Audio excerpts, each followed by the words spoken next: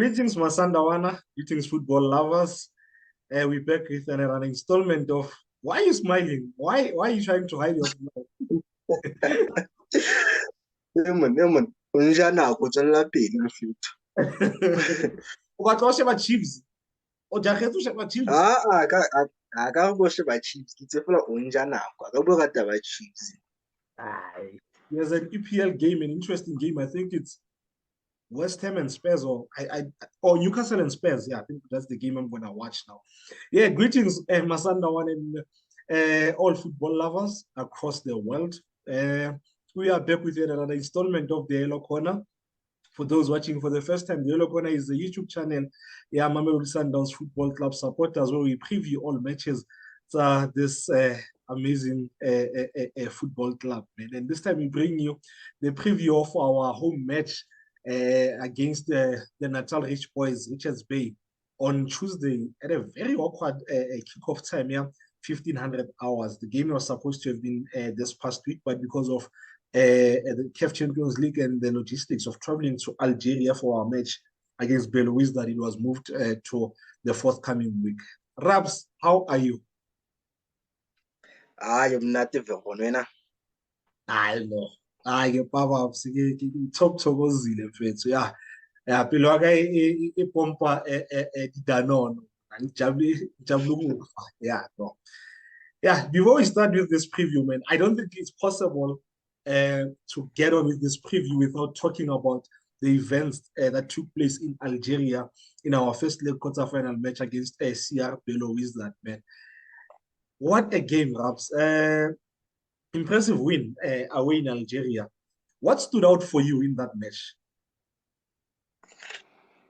I think for me, first of all, it was the approach from the team and how they applied themselves in the game. And I think it was a collective effort. I don't think it was one player who stood up and helped us to win. I think it was a collective effort. I think everyone showed up.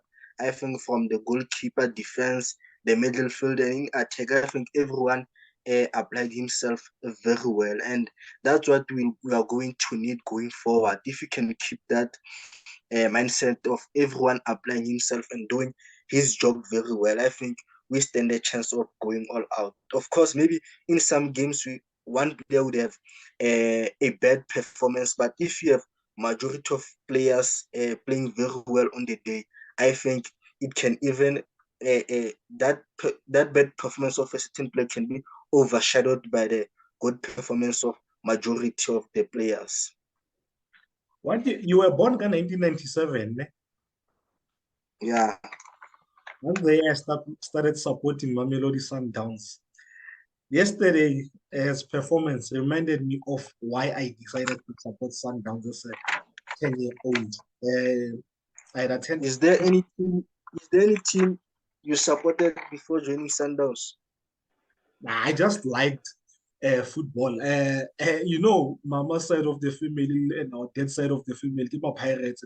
So it's one of those. Everyone, I kill mama, kill Pirates, bam forced, I kill ntate, bam forced, I kill favor Pirates. But when I started like falling in love, having a bit of understanding of football, I fell in love with Sundowns. 97, when our dad took me, let's find a lot to the 1997 Women's Cup semi-final, FNB at the old FNB, and yesterday's performance took me back to that day, even though I don't have a vivid image of that day, but I remember what I saw that day made me fall in love with this team. And yesterday, man, it was so beautiful to watch that. I saw a clip this morning. Yeah, the supporters that Belouiz that but it's like Ole, when a team has won game and they start knocking the ball around, their supporters will say Ole for each and every pass. It was not our supporters, it was the CR Belouiz that supporters who were doing the Oles. That tells you about the performance that we did. That tells you the respect that we gained in that match. It took me back to a classical game where at the Santiago Bernabeu a few years ago when Ronaldinho got a standing ovation after he absolutely destroyed Real Madrid. So it's one of those. This performance will stay in my mind for a very long time. It was, yeah, no, it was brilliant. It was brilliant. But yeah, let's move on. Let's get into what we hear for the preview of our league match, our game week 27 match against the Natal Rich Boys. Uphetha yimo. All right, to chat sharp. Ono batla di-note tsa Yeah, disorganization was so sharp. You are not like Sundowns. You're not organized. Sundowns was organized this thing. Perhaps what's happened to Richards Bay? They started incredibly well, man, and now they've won 10 games without a win in the DStv Premier League. I think the one thing, the excitement and the enthusiasm, just a stand word, man, that when the league starts and you're coming from the first division into the top league, I think you're not able to push that drive, like, you're excited, you want to show, you want to make a name for yourself, man. I think it's now gone. And the season is started. Beginning of the season, they kept 10 clean sheets in their first 14 games, like from the first day of the season until the last day of December 31. They kept 10 clean sheets. But now they're struggling to keep the clean sheets. Now they haven't kept the clean sheet in their last 11 games. What helped them gain so many points that as much as they are blunt up front, they don't score. That team is blunt up front. Man. Like they'll get chances, but they won't penetrate or punish the team. Man. Is that initially they would score one yana and keep clean sheet, and then that helps. Once you keep a clean sheet, you have a good chance of winning the match. Now they can't keep clean sheets, they can't score at the same time. So I think that's what's killing them. Your thoughts? I think they had a brilliant start in the season. I think at some stage they were in the third position and they were doing very well. But the difficult part was them maintaining that spot. I think getting into number 3, number 2, number 1, it is easy, but to maintain that a position for a longer time, it is where it becomes more difficult. And I think Kaizer Chiefs can be the reference in the 2019 and 2020 season, where they were number 1 until the start. And in the last game of the league, there were some changes on the log. So I think them maintaining their spot in the league, I think was the difficult part, and it forced them to restructure the co-coaching, where that former Cape Town City coach had to be the head coach. So I think for them, I think it is failing to maintain that spot and not doing very well at home. I think they're a team that does very well away. I think they have more wins away, they have less losses away, they have more points away. So it shows that at home, that is where they are struggling. And for a team like Richards Bay, at home, it is where they're expected to have better results and better performance, because when you go away, it becomes difficult because of you are facing a team in their home. So for them, it becomes advantage. So they should balance their performance. You go away there, you go home in the next season or in the last 4 remaining games. Can they still make the top 8? Yeah, and I don't think they'll make the top 8. I think you look at the points tells you that it is possible, but you look at the performance, I think the performance tells a different story. Yeah, no, true. Lena, I don't think they can still make top 8. Like, and the crazy thing about these guys, it's not where they've downed tools, the player, they no longer performing. They're trying. It's just that it's not coming. But like I said, the main core issue of this team is that they have similar strikers. Strike in a sense of they will give you the work rate is there, they will hustle and bustle up top, but they won't do what strikers are paid to do, which is put the ball in the back of the net. They can't do that, and it's crazy. They have so many similar strikers who can all of their strikers they just can't score, man. So yeah, no, I don't think they will make the top 8 as well. I mean, they currently on 10. They currently 10th on the log. They've played 26 games. They've won 8. They do 8 of their games. They lost 10. They've only scored 18 goals. That's bad, man. They've conceded 24. Goal difference is minus 6. They're on 30 points, and their average points per game is 1.23. How will they approach this game? Well, I think they've gone back to a formation that they used quite a lot at the beginning of the season, a 4-1-1, 4-4-1-1 formation.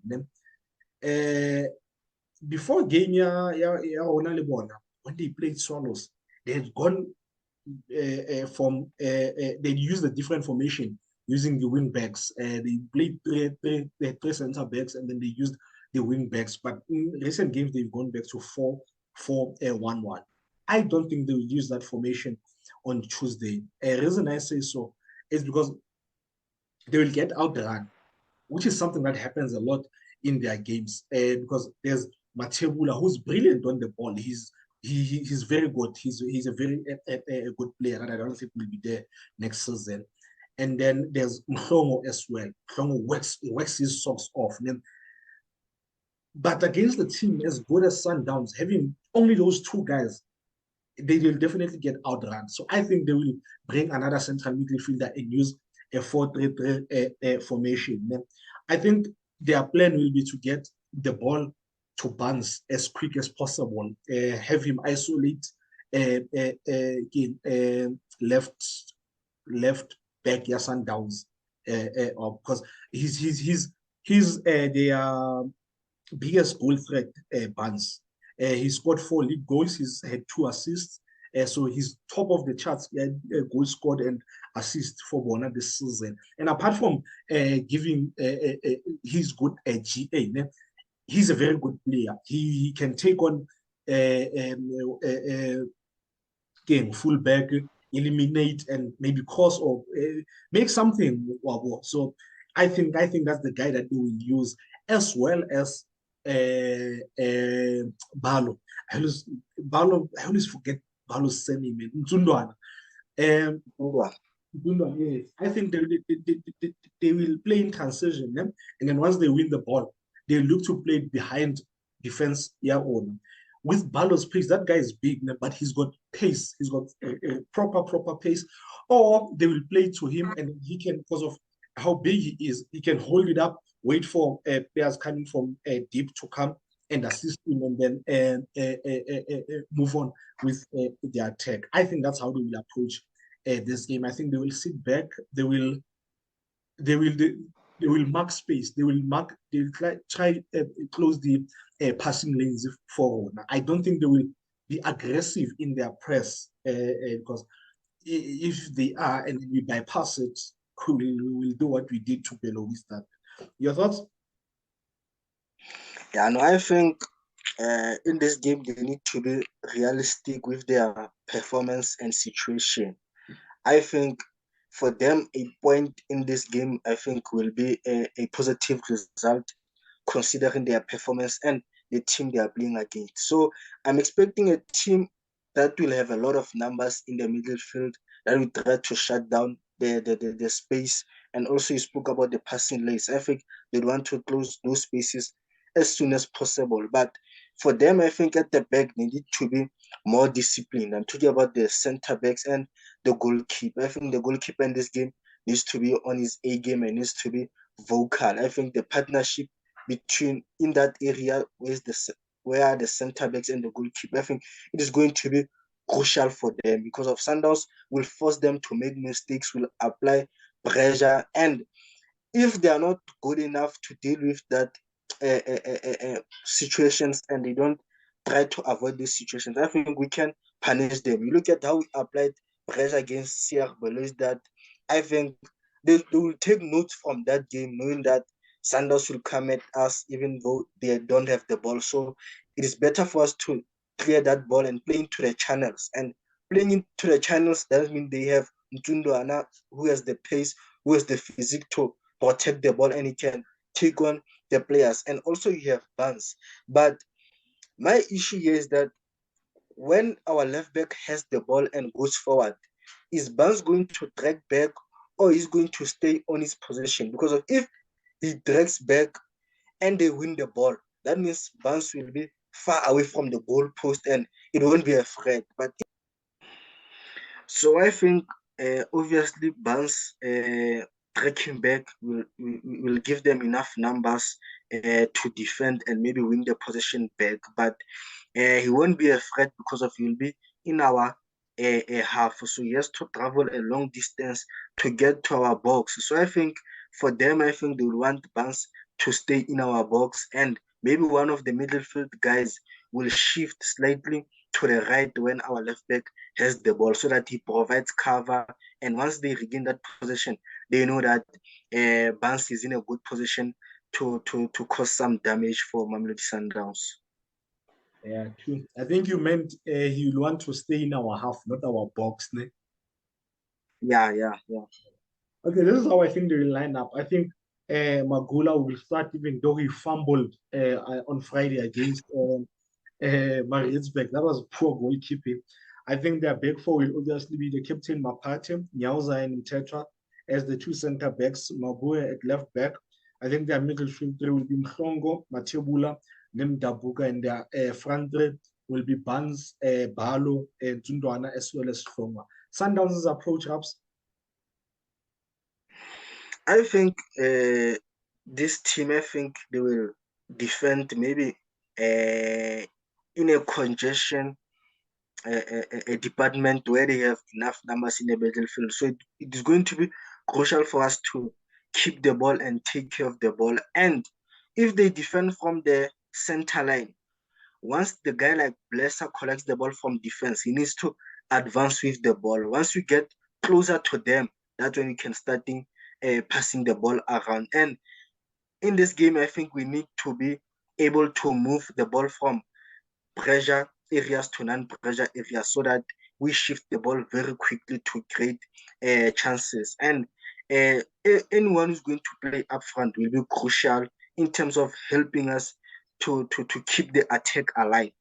I think Shalul in the previous game did very well. He didn't lose too much balls, and that gave us an advantage because of once the attack is still alive and we're still in position in attack, we stand a chance of getting a goal instead of losing the ball high up in the pitch. And the decision making in the final third will be crucial. I think the passing and the passing decision in terms of the weight and the right movement to pass the ball, I think would be very important because of I think this team will pack that bus at the back. So we need to take care of the ball and move the ball around, and we should make sharp runs where we know we make those bending runs and we eliminate to we're able to force them to defend facing their own goals. And I think we stand a chance of getting something out of that. As always, you've said a mouthful, and I'm just gonna make one point. On Saturday, one thing that the two things that really impressed me against CR Bello is that was how we recycled the ball. I think it was brilliant how we recycled the ball, as well as our counter pressing.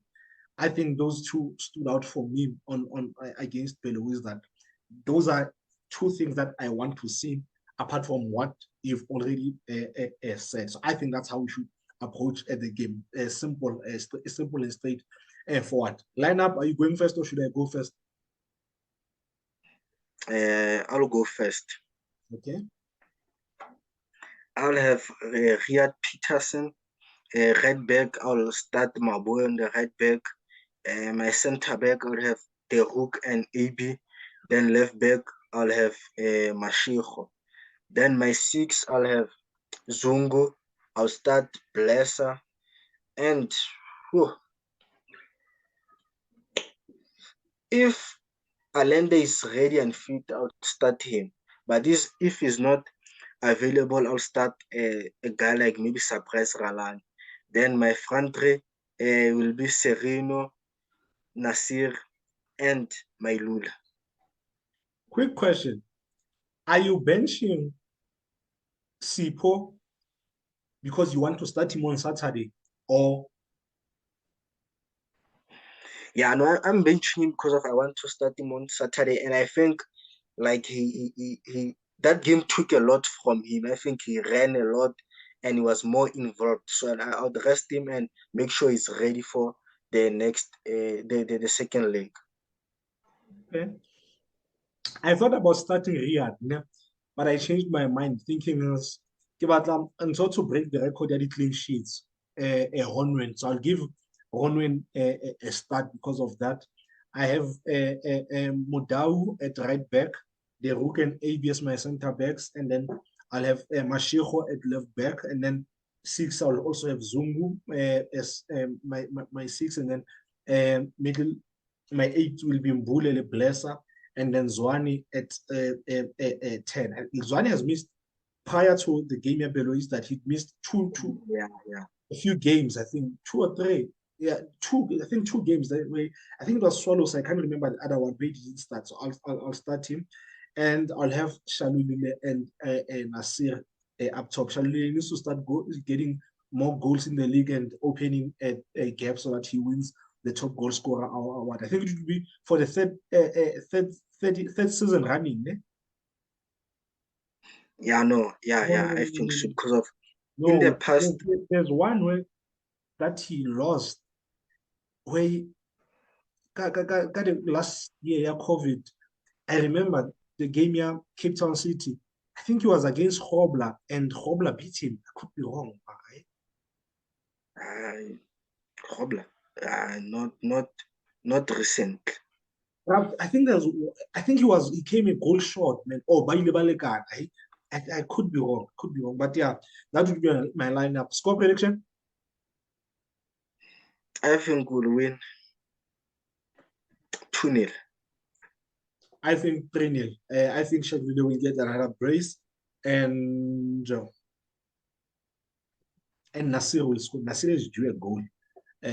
Your scorers? Zungu will score from a header, and Melula will definitely score as well. Hope Bongani is able to play a full game, and because he's been so unfortunate with injuries, I hope Jumba plays a full game, and yeah, guys, that's yet another installment of the Yellow Corner. Thank you for watching. Please do subscribe and don't forget to click on that notification bell so that when we drop, you get that notification. The next time you see us will be on Thursday when we preview our second leg match, quarterfinal in the CAF Champions League against Sierra Belouizdad. That one, we haven't done a preview really two at the same place for a very long time. So that one, we'll do it definitely really too. We will see us on Thursday, like I said. Until then, sharp sharp masanda wana, sharp sharp lunch. Sharp Masana Shashwazi.